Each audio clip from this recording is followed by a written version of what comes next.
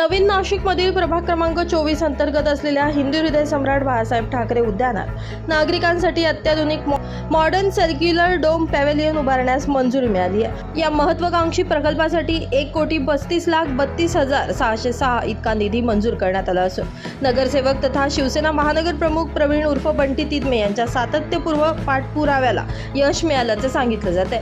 या डोमच्या उभारणीमुळे प्रभागातील नागरिकांना अत्याधुनिक आणि दर्जेदार नागरी सुविधा उपलब्ध होणार असून परिसराच्या विकासात आणखी एक महत्त्वपूर्ण टप्पा गाठला जाणार आहे।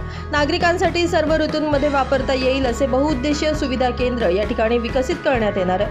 अत्याधुनिक डोममध्ये महिला, पुरुष, ज्येष्ठ नागरिक आणि बालकांसाठी स्वतंत्र सुविधा उपलब्ध करून देण्यात येणार आहेत।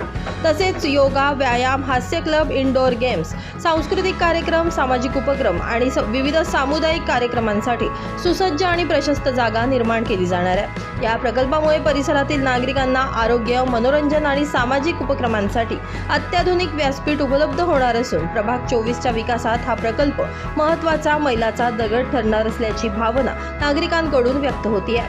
नितीन चव्हाण, महाराष्ट्र 24 न्यूज, सिडको।